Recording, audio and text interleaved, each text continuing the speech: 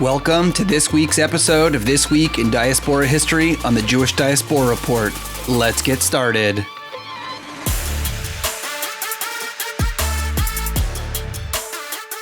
March 23rd, 1949, Rosh Hanikra, Israel.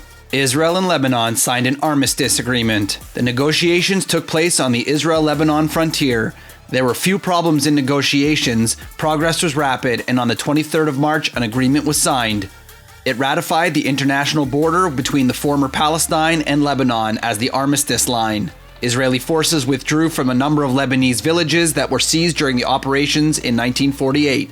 The main points were that the provisions of this agreement were being dictated exclusively by military consideration. The armistice, or Green Line, was drawn along the international boundary between Lebanon and former mandatory Palestine. Israel withdrew its forces from 13 villages in the Lebanese territory which it occupied during the war, and there would be no more threats of war between the two countries.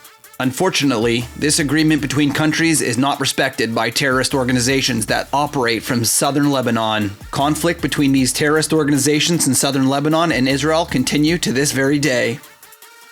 March 24th, 1862, New York, United States of America.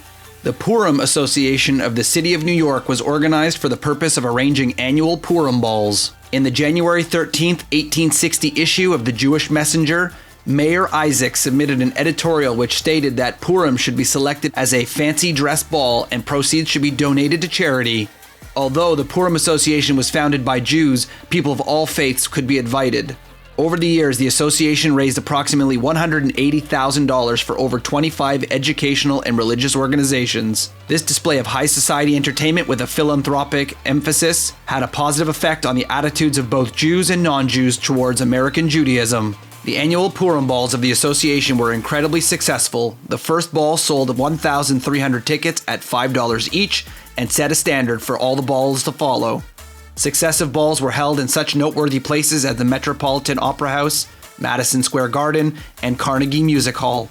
Since the original group of men who organized the association were in their early to mid-20s when it was formed, when they got married and had families, their dedication to the association waned. Eventually, the death of the original members led to the death of the Purim Association. The 37-year history of this widely successful philanthropic Jewish organization came to a close, but not without leaving a mark on American society and, even more importantly, American Judaism. It is estimated that the Purim Association contributed over $300,000 to charity.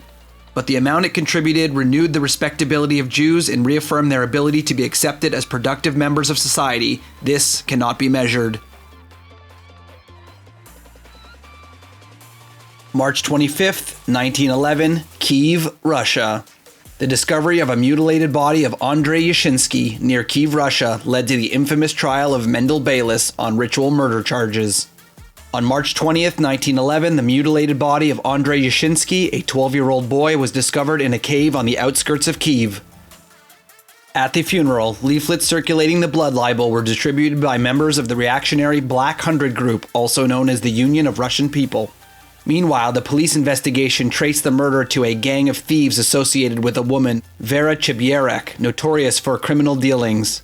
However, the reactionary anti-Semitic organizations led by the Black Hundred pressured the anti-Semitic Minister of Justice to conduct an investigation of the crime of ritual murder.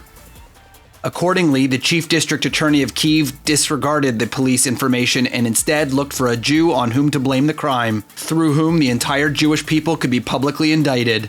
In July 1911, a lamplighter testified that on March 12th, the day Yashinsky disappeared, he had seen him playing with two other boys on the premises of a brick kiln owned by a Jew named Zaitsev. He also alleged that the Jew had suddenly appeared and kidnapped Yashinsky, pulling him towards the brick kiln. On the strength of this testimony, Mendel Baylis, the superintendent of the brick kiln, was arrested, sent to prison where he remained there for 2 years. The trial of Baylis took place in Kiev from September 25th through October 28, 1913. The lamplighter and his wife, on whose testimony the indictment of Baylis rested, when questioned by the preceding judge, answered, "We know nothing at all." They confessed that both had been confused by the secret police and made to answer questions they did not comprehend.